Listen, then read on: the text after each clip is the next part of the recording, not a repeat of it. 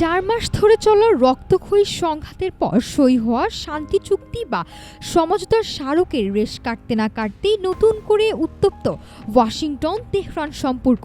যুক্তরাষ্ট্রের vice president JD veins ইরানকে চরম হুঁশিয়ারি দিয়ে বলেছেন, তেহরান যদি চুক্তির তোয়াক্কা না করে আবার কোনো হামলা চালায় তবে কঠোর শক্তি প্রয়োগের মাধ্যমে তার জবাব দেবে মার্কিন প্রশাসন। সামাজিক যোগাযোগ মাধ্যম এক্সে দেয়া এক পোস্টে তিনি এই কঠোর বার্তা দেন। এই হুঁশিয়ারির ঠিক আগে মধ্যপ্রাচ্যে জলসীমায় একটি আন্তর্জাতিক মালবাহী জাহাজে হামলা চালায় ইরান। মার্কিন সামরিক বাহিনী দাবি করেছে, ইরানের সেই উস্কানিমূলক হামলার জবাবে তারা তাৎক্ষণিক পাল্টা সামরিক ব্যবস্থা গ্রহণ করেছে। মার্কিন বাহিনীর এই অ্যাকশনের পরপরই এক্সে পোস্ট করেন জেডি ভেন্স।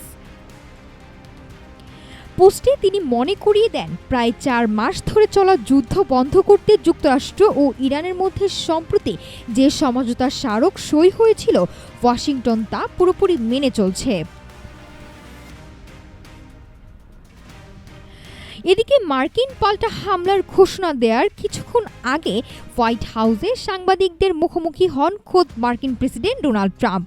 এই সময় ইরানের হামলার জবাব দেওয়া হবে কিনা সাংবাদিকদের এমন প্রশ্নের জবাবে ট্রাম্প বেশ রহস্যময় ও সংক্ষিপ্ত মন্তব্য করেন।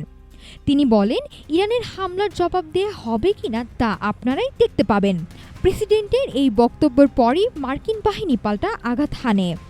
সমঝোতার টেবিলে সই হওয়া শান্তি চুক্তি যে কতটা ভঙ্গুর তা আরও একবার স্পষ্ট হলো হুরমুজ ও মধ্যপ্রাচ্যের জলসীমার এই নতুন উত্তেজনায়।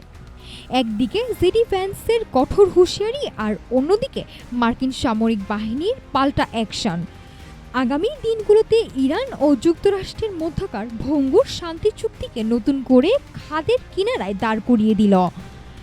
নাফিসা সামিয়া, ঢাকা টুডে।